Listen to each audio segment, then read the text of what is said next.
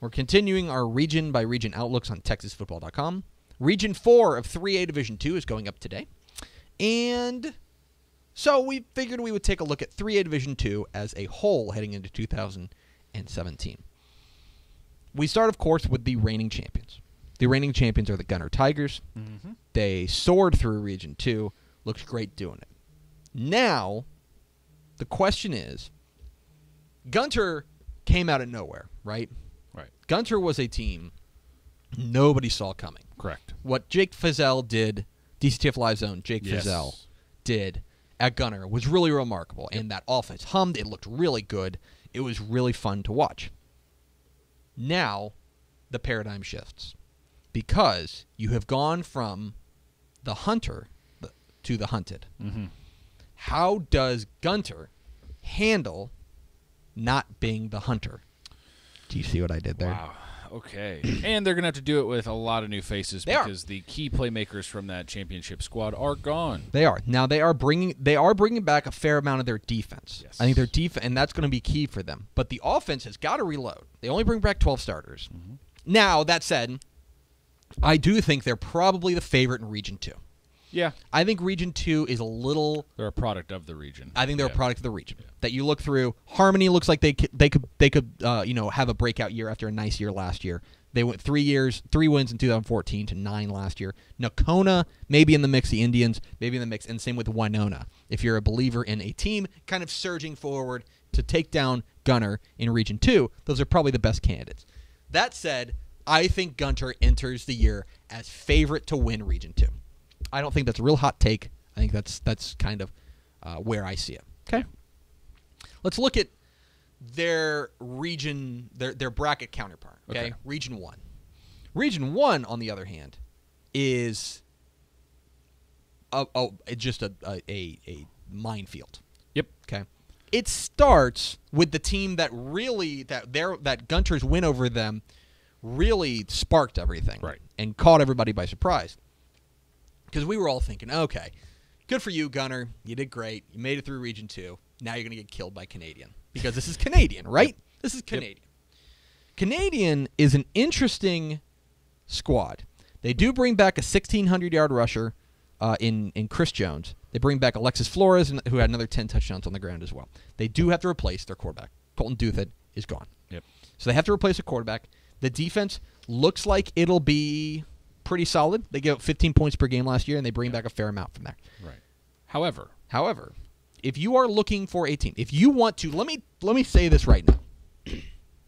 If you want to buy stock in a team in 3A Division 2 going into 2017, might I direct you to the Sonora Broncos? Boy, we're going to put so much hype on these guys by the time it's going to be bad, guys. The hype train's going to get going for Sonora because this team is loaded.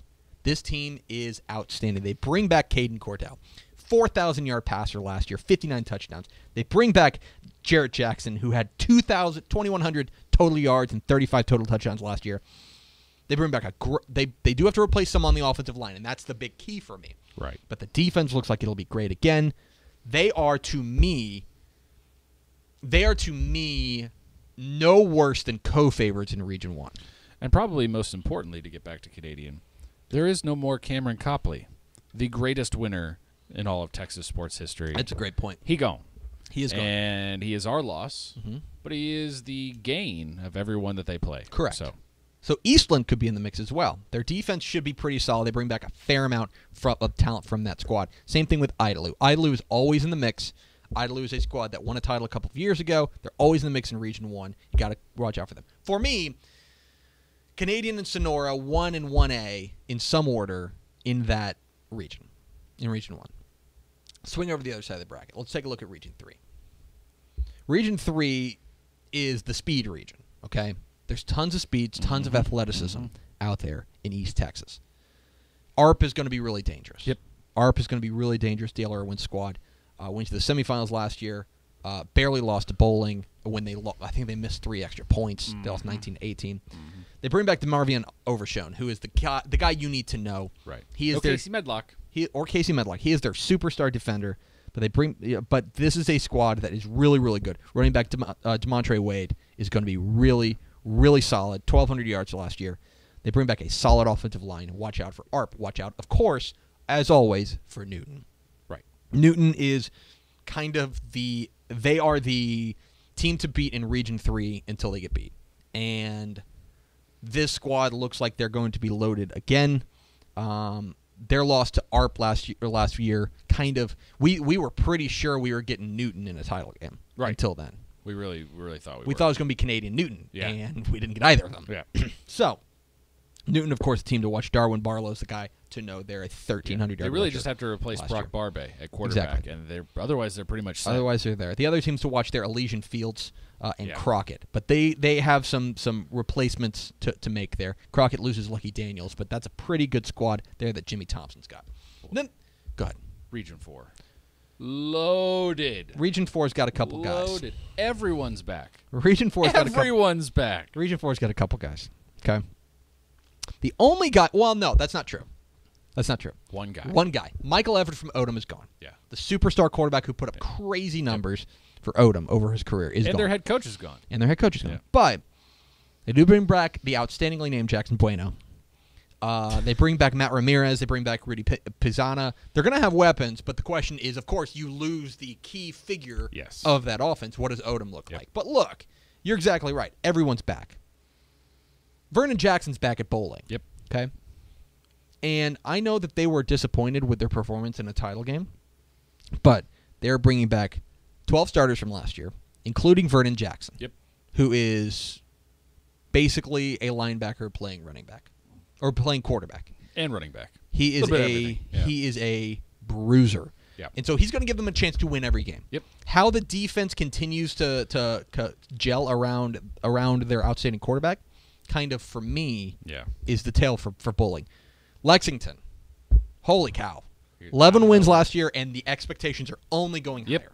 Okay.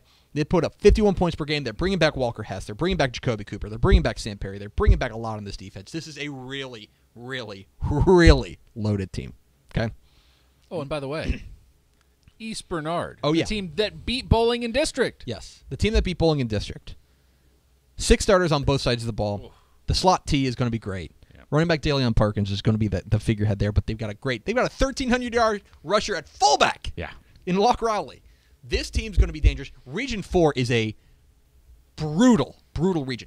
It was the kind of thing that last year we thought it was East Bernard. Yeah. And we were like, okay, kind of in the same way we look at Region 2 this year, where it's like, there's Gunter, and then there's a couple teams that could play spoiler, but ultimately it's Gunter and everybody else. That's kind of what Region 4 was last year. We thought it was East Bernard, kind of everybody else. But now all of a sudden, the reinforcements are coming. Yeah. And Region 4 is dangerous. It's overall, look, I am very interested to see what Gunter looks like in 2017, what they play like as a favorite. Ultimately, I think you have to lean towards the perennial powers. I think you lean towards a Canadian, you lean towards a Newton, you lean towards an East Bernard, you lean towards a Lexington, you lean towards a Sonora. But that said, if 3A Division II taught us anything last year, it is that there is nothing guaranteed. Right. And 3A Division II promises to be one of the most exciting. I think so. Exciting, which is, districts rather. To be fair, divisions. It's kind of flipped because I think last year we looked at 3A D2 and we weren't really sure who the teams were. We had like a couple. It was Canadian and Newton. Canadian, but Canadian's moving up. All Newton, these teams, but can they put it all together? All these teams had great years, great runs, and now it seems like they're all poised to do it again with a lot of returners. So I think it's going to be one of the more exciting classes in football. I think you're exactly right.